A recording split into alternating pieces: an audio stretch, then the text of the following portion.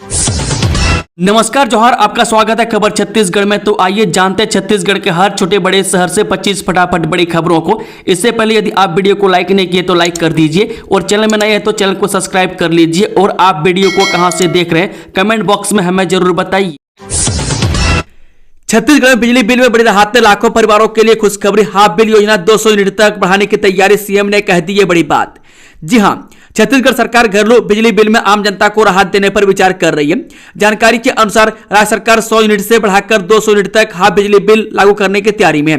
इस संबंध में जब मुख्यमंत्री विष्णुदेव साय से सवाल किया गया तो उन्होंने कहा इंतजार कीजिए। वहीं बिजली विभाग ने भी हाफ बिल योजना को लेकर तैयारियां शुरू कर दी है। प्रस्ताव मंजूर होने पर घरेलू उपभोक्ताओं को लाभ मिल सकेगा। बता दें कि 1 अगस्त को राज्य सरकार ने हाफ बिल योजना में बड़ा बदलाव किया था। कांग्रेस सरकार के समय लागू 400 यूनिट की सीमा को घटाकर 100 यूनिट कर दिया गया था, जिसका असर लाखों परिवारों पर पड़ा। 25 साल पुराना नियम बदला, संपत्ति की नई गाइडलाइन जारी। जी हां, छत्तीसगढ़ सरकार ने संपत्तियों के गाइडलाइन निर्धारण संबंधी नियमों में बड़ा सुधार करते हुए नए नियम जारी किए। मुख्यमंत्री विष्णुदेव साय की पहल पर जमीन गाइडलाइन मूल्य निर्धारण में बड़ा बदलाव किया गया। इससे रजिस्ट्री की प्रक्रिया अब आसान होगी। वहीं भ्रम, विसंगतियों व अतिरिक्त शुल्क भी समाप्त होंगे, जिससे आम जनता को बड़ी राहत मिलेगी।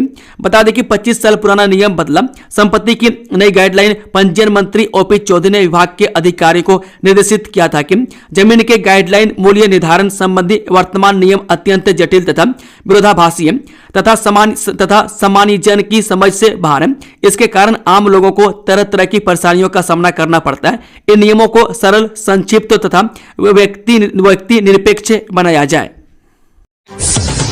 बीपीएल परिवारों के लिए बड़ी खुशखबरी, सस्ता और आसान हुई सिटी स्कैन टेस्ट, जाने कैसे। जी हां, शहरवासियों के लिए राहत की खबर है। पेंड्री स्थित मेडिकल कॉलेज अस्पताल में आखिरकार अत्याधुनिक 128 स्लाइस सिटी स्कैन मशीन की सुविधा शुरू हो गई है। 1 नवंबर से मशीन का संचालन प्रारंभ किया गया और अब तक 41 मरीजों की जांच की जा चुकी है। फिलहाल जांच शुल्क रायपुर मेडिकल कॉलेज की दर पर लिया जा रहा है। हालांकि अस्पताल प्रबंधन मरीजों को अतिरिक्त राहत देने के लिए शुल्क में संशोधन पर विचार कर रहा है। बता दें कि पर्वों के दौरान छुट्टियों रहने से शुरुआती दिनों में सीमित संचालन हुआ, लेकिन अब प्रतिदिन 10 से 12 मरीजों की जांच नियमित रूप से की जा रही है। इस सुविधा के शुरू होने से न केवल राजनांदगांव बल्कि आसपास के जिले बालोद, मानपुर मोहल्ला, अंबागढ़ चौकी, खैरागढ़, छुई खदान, गंडई और महाराष्ट्र सीमा के मरीजों को भी बड़ी राहत मिलेगी। रायपुर के आत्मानंद स्कूलों में 80 से अधिक टीचर्स की होगी भर्ती। इन विषयों के लिए जल्द जारी होगा विज्ञापन। जी हां, स्वामी आत्मानंद उत्कृष्ट अंग्रेजी माध्यम विद्यालयों में इस बार तिमाही परीक्षा के परिणाम ने शिक्षा विभाग की चिंता बढ़ा दी है। जिले के कई स्कूलों में छात्रों का प्रदर्शन अपेक्षित स्तर तक नहीं पहुंच सका। गणित, विज्ञान और अंग्रेजी जैसे मुख्य विषयों में नतीजे कमजोर आने के बाद विभाग ने तत्काल सुधार के लिए कदम उठाना शुरू कर दिए हैं। बता दें कि रायपुर जिले के स्वामी आत्मानंद स्कूलों में संविदा पर 80 से अधिक शिक्षकों की भर्ती का निर्णय लिया गया। शिक्षा विभाग के अधिकारियों के अनुसार इस भर्ती के लिए विज्ञापन इसी माह जारी किया जाएगा और माह के अंत तक पूरी प्रक्रिया पूरी कर ली जाएगी। विभाग का कहना है कि परीक्षा परिणाम में सुधार और छात्रों को बेहतर शैक्षणिक माहौल उपलब्ध कराने के लिए यह आवश्यक कदम है। 8वीं पास को अपना पीए बनाना चाहते थे छत्तीसगढ़ के ये कैबिनेट मंत्री, सामान्य प्रशासन विभाग ने किया इनकार। जी हां, कैबिनेट मंत्री राजेश अग्रवाल के निजी सहायक के रूप में तबरेज आलम की नियुक्ति 12वीं पास सर्टिफिकेट नहीं होने के कारण नहीं हो पाएगी। इस संबंध में सामान्य प्रशासन विभाग ने मंत्री राजेश अग्रवाल के विशेष सहायक को पत्र भेज जानकारी दी है।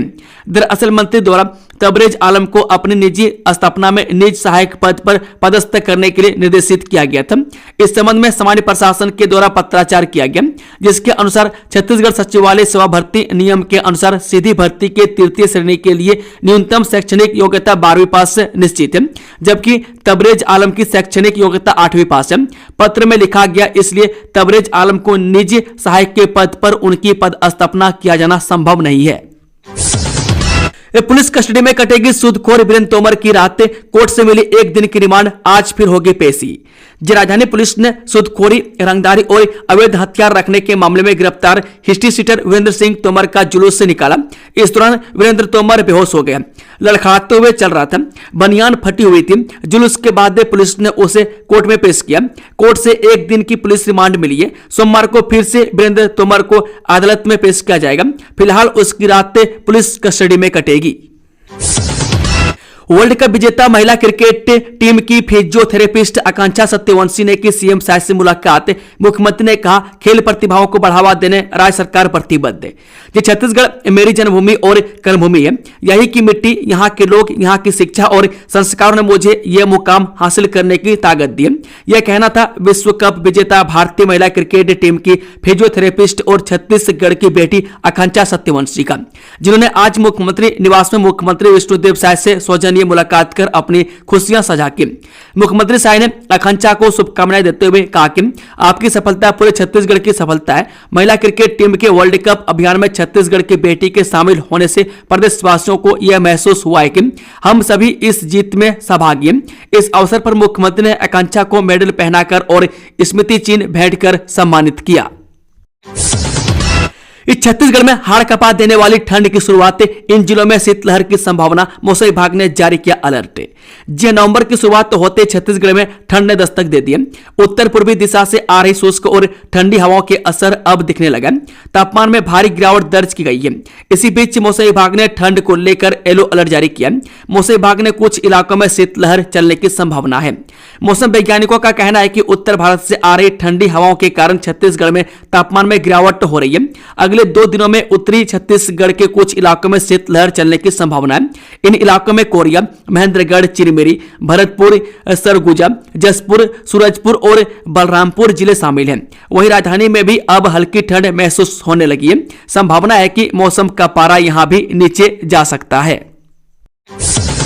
कांग्रेस में दीपक बैज की स्थिति दुखद, बीजेपी में शामिल होने का प्रस्ताव, अब पीसीसी चीफ ने कही ये बड़ी बात। जो आदिवासी नेताओं के नेतृत्व को लेकर कांग्रेस से बीजेपी आमने सामने आ गए। वन मंत्री केदार कश्यप ने कहा कि दीपक बैज की स्थिति कांग्रेस में दुखद है। इसे लेकर खुद दीपक बैज ने कहा कि भाजपा की नाव डूबने की स्थिति में है। भाजपा विधायक पुरेंद्र मिश्रा और वन मंत्री केदार कश्यप के द्वारा प्रदेश कांग्रेस अध्यक्ष दीपक बैज को लेकर दिए गए बयान के बाद अब खुद सियासी मोर्चा संभालते हुए दीपक बैज ने पलटवार किया। दीपक बैज ने भाजपा को डूबती नैया बताया है। Shri Shankaracharya medical college campus में बड़ा हादसा, सेंटरिंग स्ट्रक्चर गिरने से मजदूर मलबे में दबे, 12 लोग घायल, इतने की हालत गंभीर। जी Shri Shankaracharya medical college campus में निर्माण कार्य के दौरान बड़ा हादसा हुआ।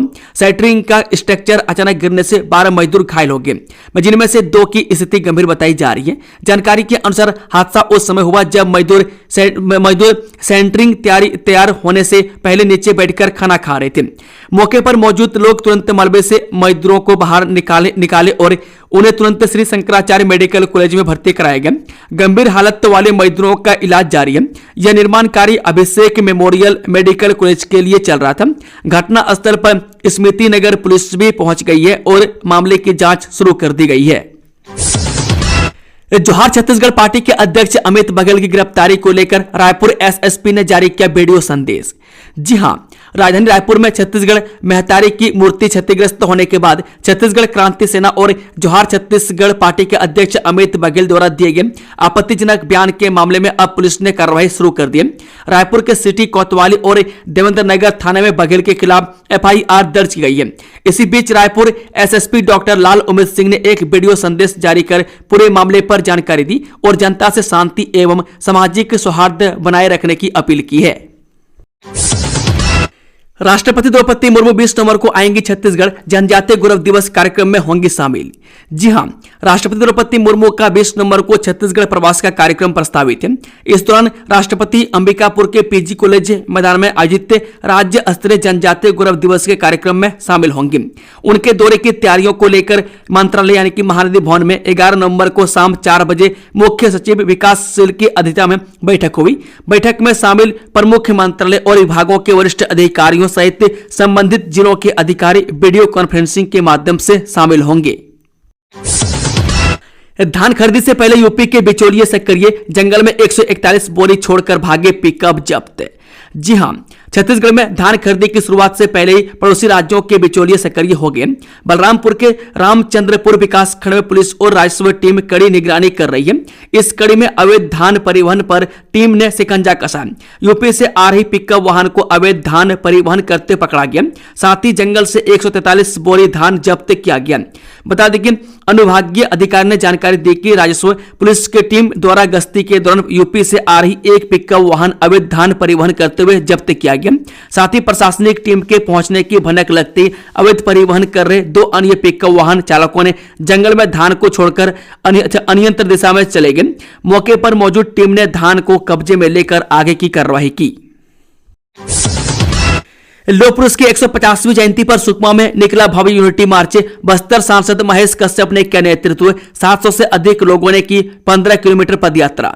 जी लौह पुरुष एवं देश के प्रथम उप प्रधानमंत्री सरदार वल्लभ भाई पटेल की 150वीं जयंती के अवसर पर सुकमा जिला राष्ट्रीय एकता के रंग में रंग गया। जिला प्रशासन द्वारा आयोजित यूनिटी मार्च में बस्तर सांसद महेश कश्यप के नेतृत्व में 700 से अधिक लोगों ने भाग लिया। 15 किलोमीटर की लंबी पदयात्रा कर एकता और अखंडता का संदेश दिया। कार्यक्रम की शुरुआत प्राथमिक सलाह रामा राम से विधिवत पूजा अर्चना के साथ हुई। स्कूली बच्चों ने देशभक्ति गीतों से सांसद कश्यप का स्वागत किया। यात्रा देवगुड़ी, रामाराम, बोरगुड़ा, मुयारास और गोंगला होते हुए सुकमा बस स्टैंड तक पहुंची, जहां इसका समापन किया गया। यह पदयात्रा सामाजिक सरोकार और राष्ट्रीय एकता का प्रतीक बन गई। शुरुआती 5 दिनों में करीब 30 लाख मतदाताओं तक पहुंचे बीएलओ गणना प्रपत्र वितरित। छत्तीसगढ़ में मतदाता सूची के विशेष गहन पुनरीक्षण यानी कि एसआईआर का काम जोरों पर है। विगत 4 नवंबर को इसकी शुरुआत के बाद से बीएलओ प्रारंभिक 5 दिनों यानी कि 4 नवंबर से 8 नवंबर तक में करीब 30 लाख मतदाताओं तक पहुंचकर गणना प्रपत्र वितरित कर चुके हैं। राज्य के सभी विधानसभा क्षेत्रों में घर घर जाकर बीएलओ गणना प्रपत्र और घोषणा प्रपत्र देने के साथ ही आवश्यक दस्तावेज भी संकलित कर रहे हैं। राज्य में पंजीकृत 2,12,30,737 मतदाताओं में से अब तक 29,29,125 मतदाताओं को गणना प्रपत्र वितरित किए जा चुके हैं, जो कि लक्ष्य का 14% है। भरतपुर में चला वन विभाग का बुलडोजर। बेगा समुदाय के कई मकान जमींदोज राष्ट्रपति के दत्तक पुत्र माने जाते हैं। बेगा जो भरतपुर विकास खंड के ग्राम भगवानपुर में विशेष पिछड़ी जनजातीय बेगा समुदाय के बने कई मकानों को तोड़ दिया गया। वहीं गरीब परिवारों के आवासों को वन विभाग ने जेसीबी मशीन की मदद से जमींदोज कर दिया। घटना से पीड़ित परिवारों में भारी गुस्सा है। कांग्रेस ने कहा, राष्ट्रपति के दत्तक पुत्र घोषित बेगा समुदाय के साथ इस प्रकार से की गई घटना बेहद दुर्भाग्यजनक और चिंताजनक है। वन विभाग ऐसे ही किसी समुदाय से उनका आशियाना नहीं छीन सकता। वन विभाग का दावा है कि जमीन पर बिना किसी की इजाजत के मकान निर्माण कराया गया था। कई बार नोटिस देने के बाद भी निर्माण कार्य नहीं रोका गया। धमतरी में बना साइंस पार्क लोगों के लिए खुला। सांसद रूप कुमार चौधरी ने किया उद्घाटन। जी हां, गंगरेल में साइंस पार्क बनाए गए, जहां वैज्ञानिक उपकरण लगाए गए में स्वचालित और इंटरैक्टिव उपकरणों के जरिए छात्र विज्ञान के रहस्य को यहां आसानी से समझ सकेंगे। शनिवार को इसका उद्घाटन सांसद रूप कुमार चौधरी ने किया। शिक्षा और पर्यटन के क्षेत्र में साइंस पार्क बड़ी भूमिका अदा करेगा। बता दें कि सांसद रूप कुमार चौधरी ने कहा कि यह विज्ञान वाटिका बच्चों के लिए ज्ञान हासिल करने का केंद्र बनेगी और भविष्य के वैज्ञानिकों को प्रेरणा देगी। सांसद ने जिले में शिक्षा की गुणवत्ता के सुधार के लिए जिला प्रशासन, स्कूल शिक्षा विभाग एवं समग्र शिक्षा के प्रयासों की सराहना की। नवोदय परीक्षा की निःशुल्क कोचिंग शुरू। जिला प्रशासन और भारत माता सेवा ट्रस्ट की संयुक्त पहल। बलौदाबाजार जिला प्रशासन और भारत माता सेवा ट्रस्ट ने एक सराहनीय कदम उठाया। शुक्रवार 8 नवंबर को जिला मुख्यालय में पहल कार्यक्रम के अंतर्गत नवोदय विद्यालय प्रवेश परीक्षा की कक्षा 6वीं के लिए निःशुल्क कोचिंग क्लासेस का शुभारंभ किया गया। इस मौके पर कलेक्टर दीपक सोनी मुख्य अतिथि के रूप में उपस्थित रहे। बता दें कि फ्री कोचिंग की व्यवस्था जिला खनिज न्यास संस्थान यानी कि DMF के सहयोग से संचालित किया जा रहा है। इसके तहत बलौदाबाजार और लवन के केंद्रों पर 40 अनुसूचित जाति, जनजाति और पिछड़ा वर्ग के BPL वर्ग के बच्चों को प्रवेश मिलेगा। इसके साथ ही परीक्षा की निःशुल्क तैयारी भी कराई जाएगी। इस पहल का मुख्य उद्देश्य ग्रामीण और कमजोर तबके के उन बच्चों को गुणवत्तापूर्ण शिक्षा का अवसर देना है जो आर्थिक दिक्कतों के चलते पढ़ने में पीछे रह गए हैं। BPL परिवारों के लिए बड़ी खुशखबरी। सस्ता और आसान हुई सिटी स्कैन टेस्ट, जाने कैसे। जी हां, शहरवासियों के लिए राहत की खबर है। पेंड्री स्थित मेडिकल कॉलेज अस्पताल में आखिरकार अत्याधुनिक 128 स्लाइस सिटी स्कैन मशीन की सुविधा शुरू हो गई है। 1 नवंबर से मशीन का संचालन प्रारंभ किया गया और अब तक 41 मरीजों की जांच की जा चुकी है। फिलहाल जांच शुल्क रायपुर मेडिकल कॉलेज की दर पर लिया जा रहा है। हालांकि अस्पताल प्रबंधन मरीजों को अतिरिक्त राहत देने के लिए शुल्क में संशोधन पर विचार कर रहा है। बता दें कि पर्वों के दौरान छुट्टियों रहने से शुरुआती दिनों में सीमित संचालन हुआ, लेकिन अब प्रतिदिन 10 से 12 मरीजों की जांच नियमित रूप से की जा रही है। इस सुविधा के शुरू होने से न केवल राजनांदगांव बल्कि आसपास के जिले बालोद, मानपुर मोहल्ला, अंबागढ़ चौकी, खैरागढ़, छुई खदान, गंडई और महाराष्ट्र सीमा के मरीजों को भी बड़ी राहत मिलेगी। सूने मकानों में चोरी करने वाले 2 बांग्लादेशी गिरफ्तार, पहले करते थे रेकी, 20 लाख का सामान जब्त है। जब बस्तर पुलिस ने 2 बांग्लादेशी आरोपियों को गिरफ्तार करने में सफलता हासिल किया है, जिनके द्वारा फेरी वाला बनकर सूने मकानों की रेकी करने के बाद रात में चोरी की घटना को आसानी से अंजाम देते थे।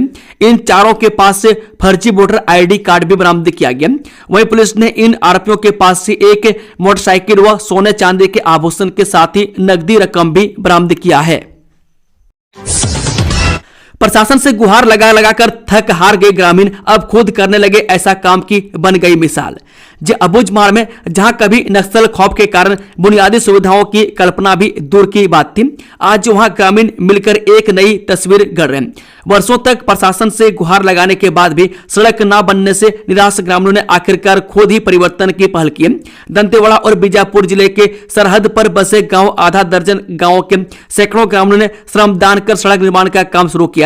यह जज्बा अबुझमाड़ के विकास की नई कहानी लिख रहा है। रायगढ़ में डरा रहा HIV संक्रमण का आंकड़ा, 6 महीने में 76 नए केस आए सामने, 22 गर्भवती महिलाएं भी संक्रमित। छत्तीसगढ़ के रायगढ़ जिले में HIV संक्रमण के हैरान करने वाले आंकड़े सामने आए। इन आंकड़ों ने जन जागरूकता अभियान और सरकारी योजनाओं के प्रति लोगों में सजगता की पोल खोलकर रख दी है। पिछले 9 सालों में जिले में 443 पॉजिटिव मरीज मिले हैं। इनमें 35 नाबालिग, 22 गर्भवती महिलाएं भी शामिल हैं। चौंकाने वाली बात यह है कि सिर्फ इस साल 6 महीने में ही 76 नए मरीज सामने आए, जो बीते 8 सालों का रिकॉर्ड तोड़ चुके हैं। रायगढ़ जिला अस्पताल का यह नजारा सिर्फ एक स्वास्थ्य केंद्र नहीं बल्कि जिंदगी की उम्मीदों का ठिकाना है। यहाँ रोजाना दर्जनों लोग HIV की जांच और इलाज के लिए पहुंचते हैं। साल 2017 से 2025 तक के आंकड़े बताते हैं कि जिले में अब तक 443 लोग HIV पॉजिटिव पाए गए। इनमें 30 से अधिक नाबालिग, 22 से गर्भवती महिलाएं, 120 से अधिक नवयुवा और 250 से अधिक 25 से अधिक उम्र के महिला और पुरुष शामिल हैं, जिनका इलाज रायगढ़ के KGHRT सेंटर में चल रहा है। बरनवापरा अभयारण्य में वाटरफ्लाई और मौत सर्वे में मिली शॉर्ट बैंडेड सेलर नामक नई प्रजाति, 132 प्रकार की हुई तितलियों की संख्या। छत्तीसगढ़ के बलौदा बाजार जिले स्थित प्रसिद्ध बरनवापरा अभयारण्य में 3 दिवसीय वाटरफ्लाई और मौत का सर्वे किया गया। सर्वे का समापन कार्यक्रम अभयारण्य के बार ग्राम में अधीक्षक कृषाणु चंद्राकर की मौजूदगी में संपन्न हुआ, जिसमें बताया गया कि इस बार भी एक नई प्रजाति की तितली मिली है। इस नई प्रजाति शॉर्ट बैंडेड सेलर नामक तितली मिली है। शिक्षा के मंदिर में नशे का खेल, वीडियो वायरल होने के बाद सहायक शिक्षक निलंबित, 1 माह में 7 से अधिक गुरुजी पर गिरी गाज। प्राथमिक शाला परसादा किसान विकास खंड मस्तूरी में पदस्थ सहायक शिक्षक अनुरंजन कुजूर को नशे की हालत में स्कूल आने और गुटखा सेवन करने के आरोप में निलंबित कर दिया गया।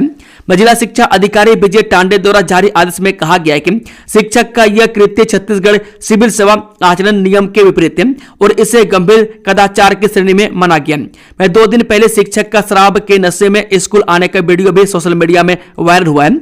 इसके बाद विकासखंड शिक्षा अधिकारी मस्तूरी को जांच के निर्देश दिए गए हैं। बिहार में एनडीए की लहर, जनता का भरोसा मोदी नीतीश पर, बिहार चुनाव पर बोले सीएम साय। जब बिहार चुनाव पर छत्तीसगढ़ के मुख्यमंत्री विष्णुदेव साय कहते हैं कि पहले चरण का मतदान हो चुका है, दूसरे चरण का मतदान अभी बाकी है, माहौल अच्छा है और हम बिहार से होकर आए। वहां की जनता ने कांग्रेस राजद को देखा, वहां की जनता नीतीश कुमार एनडीए और प्रधानमंत्री मोदी पर भरोसा करती है। वे आगे कहते हैं नुआपाड़ा उपचुनाव में भी भाजपा उम्मीदवार भारी मतों के अंदर से जीतेगा। छत्तीसगढ़ में भी वोट चोरी का खेल, राहुल गांधी ने बीजेपी इलेक्शन कमीशन पर साधा निशाना। लोकसभा में विपक्ष के नेता और कांग्रेस सांसद राहुल गांधी ने कहा कि वोट चोरी साफ तौर पर हुई है। 25 लाख वोट चुराए गए, हर 8 में से 1 वोट चुराए गए। मैं डेटा देखने के बाद मुझे लगता है कि मध्य प्रदेश, छत्तीसगढ़ और महाराष्ट्र में भी यही हुआ है। यह भाजपा और चुनाव आयोग का सिस्टम है। हमारे पास और सबूत है और हम कुछ समय बाद दिखाएंगे। मुख्य मुद्दा वोट चोरी का है और SIR इसे छुपाने और संस्थागत बनाने का एक सिस्टम है। स्मार्ट मीटर से बिल जमा करने के लिए हो जाए तैयार, अगले 1 या 2 महीने में हो सकता है शुरू। जी हां, बिजली की खपत और चोरी पर अंकुश लगाने के लिए धमतरी संभाग में स्मार्ट मीटर लगाया जा रहा है। धमतरी संभाग में 1,80,000 स्मार्ट मीटर लगाने का लक्ष्य रखा गया है। अब तक 86,000 घरों में स्मार्ट मीटर लगाया जा चुका है। 22,000 स्मार्ट मीटर लगाने का काम जारी है। 31 दिसंबर 2025 तक मीटर लगाने के लक्ष्य को हर हाल में पूरा करना है। इसके लिए कर्मचारियों के माध्यम से मीटर लगाने का काम जारी है। बता दें कि पूर्व में 1 जून से ट्रायल के तौर पर रिचार्ज सिस्टम को शुरू करने की योजना थी, लेकिन लक्ष्य के अनुसार मीटर नहीं लग पाने से इसकी तिथि को आगे बढ़ गई।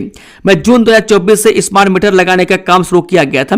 बिजली विभाग के EE1 के सोनी ने बताया कि धमतरी संभाग में कुल 36,000 स्मार्ट मीटर लगाना है। इसके लिए कार्य योजना बनाकर काम किया जा रहा है। उन्होंने बताया कि स्मार्ट मीटर एक प्रकार का डिजिटल मीटर है जो कि मोबाइल में लगने वाली सिम कार्ड की तरह है। यात्रियों के लिए बड़ी खुशखबरी, इस दिन से दुर्ग से हरिद्वार के लिए चलेगी स्पेशल ट्रेन, मिलेगी यह सुविधा। जे यात्रियों की बढ़ती भीड़ और सुविधा को ध्यान में रखते हुए रेलवे प्रशासन ने दुर्ग हरिद्वार दुर्ग के बीच स्पेशल ट्रेन चलाने का निर्णय लिया। इस ट्रेन का उद्देश्य यात्रियों को कंफर्म बर्थ उपलब्ध कराना और यात्रा को अधिक सुगम बनाना है। जानकारी के मुताबिक यात्रियों की विशेष सुविधा तथा उन्हें कंफर्म बर्थ के साथ यात्रा सुनिश्चित करने के लिए रेलवे प्रशासन द्वारा स्पेशल गाड़ी 08743 या 08744 दुर्ग हरिद्वार दुर्ग के मध्य दो फेरे के लिए चलाई जा रही है। यह गाड़ी दुर्ग से 08743 नंबर के साथ 9 व 16 नंबर को और हरिद्वार से 08744 नंबर के साथ 10 एवं 17 नवंबर को चलेगी। इस गाड़ी में सभी श्रेणी में पर्याप्त संख्या में सीटें उपलब्ध हैं। यात्रीगण अपनी सुविधा अनुसार आरक्षण कर आरक्षित सीट का लाभ उठा सकते हैं। दोस्तों, खबर का सिलसिला समाप्त होता है। अगर जानकारी पसंद आई तो वीडियो को लाइक, शेयर, चैनल को सब्सक्राइब जरूर से जरूर कर ले। Thank you, all the best, जय हिंद।